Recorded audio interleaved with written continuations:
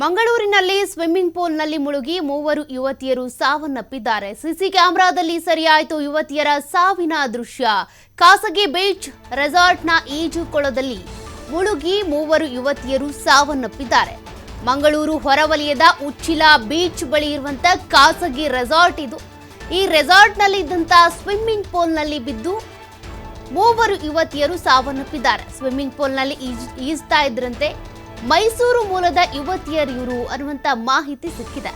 ಮೈಸೂರಿನ ನಿಶಿತಾ ಎಂಡಿ, ಪಾರ್ವತಿ, ಕೀರ್ತನ ಇವರು 3 ಜನ ಕೂಡ ಸಾವನ್ನಪ್ಪಿದ್ದಾರೆ. ಎಲ್ಲ ಕೂಡ 25 ವರ್ಷದ ಒಳಗಿನ ಯುವತಿಯರು. ನಿಶಿತಾ ಎಂಡಿ 21 ವರ್ಷ, ಪಾರ್ವತಿ 20 ವರ್ಷ, ಕೀರ್ತನ 21 ವರ್ಷ. ಇವರು 3 ಜನ ಕೂಡ ಈಜೋದಕ್ಕೆ ಹೋಗಿ ಸಾವನ್ನಪ್ಪಿದ್ದಾರೆ ಅನ್ನುವಂಥ ಪ್ರಾಥಮಿಕ ಮಾಹಿತಿ ಲಭ್ಯವಾಗಿದೆ. ನಿನ್ನೆ ಬೆಳಗ್ಗೆ ಬೀಚ್ ರೆಸಾರ್ಟ್ಗೆ ಆಗಮಿಸಿ ರೂಮ್ ಅನ್ನ ಪಡ್ಕೊಂಡಿದ್ರು ಮೂವರು ಕೂಡ. ಇವತ್ತು ಬೆಳಗ್ಗೆ 8:30 ಸುಮಾರಿಗೆ ಸ್ವಿಮ್ಮಿಂಗ್ ಪೂಲ್ನಲ್ಲಿ ಈಜೋದಕ್ಕೆ ಹೋಗಿದ್ರು. ಸ್ವಿಮ್ಮಿಂಗ್ ಪೂಲ್ನಲ್ಲಿ ಬಂದು ಒಂದ್ ಬದಿ 6 ಅಡಿಯಷ್ಟು ಆಳವಿತ್ತು. ಈ ವೇಳೆ ಈಜುಕೊಳದಲ್ಲಿ ಆಯ ತಪ್ಪಿ ಮುಳುಗ್ತಾ ಇದ್ರಂತೆ ಯುವತಿಯರು. ಆ ದೃಶ್ಯ ಕೂಡ ಸಿಸಿ ಕ್ಯಾಮೆರಾದಲ್ಲಿ ಸರಿಯಾಗಿದೆ.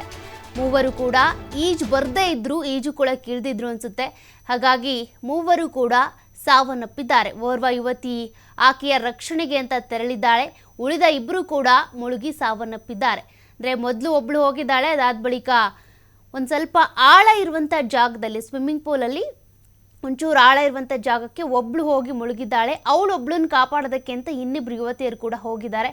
ಆಗ ಮೂವರು ಕೂಡ ಮುಳುಗಿ ಸಾವನ್ನಪ್ಪಿದ್ದಾರೆ. ಈ ದೃಶ್ಯ CCTVಯಲ್ಲಿ ಸರಿಯಾಗಿರುವಂಥದ್ದು ನೋಡ್ತಾ ಇದ್ದೀರಾ. ಮೂವರು ಯುವತಿಯರು ಕೂಡ ಯಾವ ರೀತಿ ಈಜು ಬರದೆ ಸಾವನ್ನಪ್ಪಿದ್ದಾರೆ ಅಂತ, ಆಯ ತಪ್ಪಿ ಬಿದ್ದೋಗ್ಬಿಟ್ಟಿದ್ದಾರೆ ಅನ್ನುವಂಥ ಮಾಹಿತಿ ಕೂಡ ಸದ್ಯಕ್ಕೆ ಲಭ್ಯವಾಗಿದೆ. ಉಳ್ಳಾಲ ಪೊಲೀಸರು ಇದಕ್ಕೆ ಸಂಬಂಧಪಟ್ಟಂತೆ ಪ್ರಕರಣ ದಾಖಲು ಮಾಡಿಕೊಂಡು ತನಿಖೆಯನ್ನು ಶುರು ಮಾಡಿದ್ದಾರೆ.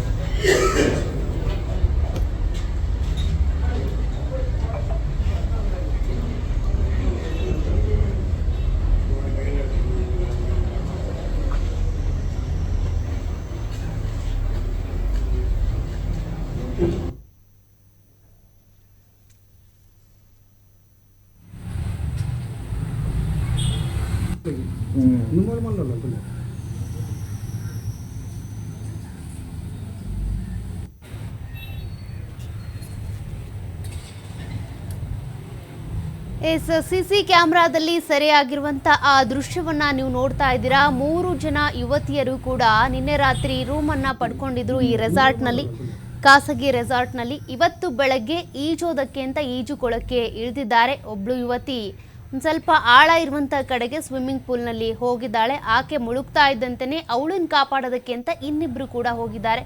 ಆ ಸಂದರ್ಭದಲ್ಲಿ 3 ಜನರು ಕೂಡ ನೀರು ಕುಡಿದು ಸಾವನ್ನಪ್ಪಿದ್ದಾರೆ.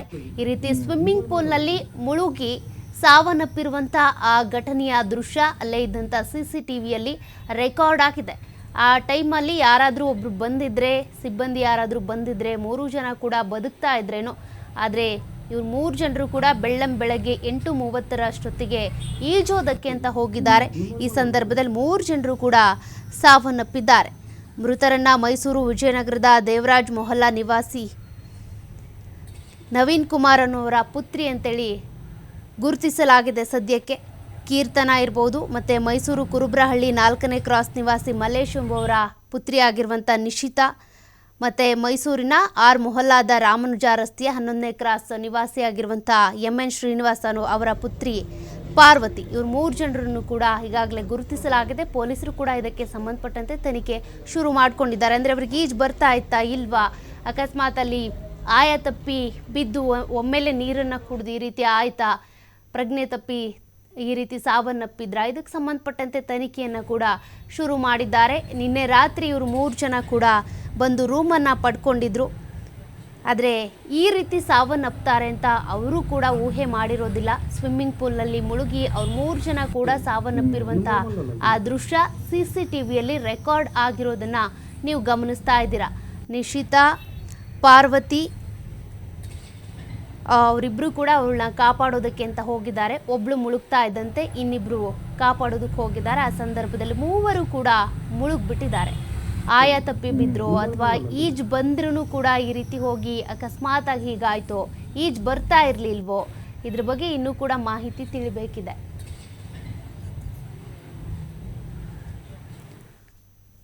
ಎಸ್, ಈ ಪ್ರಕರಣಕ್ಕೆ ಸಂಬಂಧಪಟ್ಟಂತೆ ಏನಾಯ್ತು, ಏನ್ ಕತೆ ಅನ್ನೋದ್ರ ಬಗ್ಗೆ ಮಾಹಿತಿ ಪಡ್ಕೊಳ್ಳೋಣ. ಇನ್ಸ್ಪೆಕ್ಟರ್ ಆದಿತ್ಯ ಸರ್ ಇದ್ದಾರೆ. ಸರ್ ನಮಸ್ಕಾರ.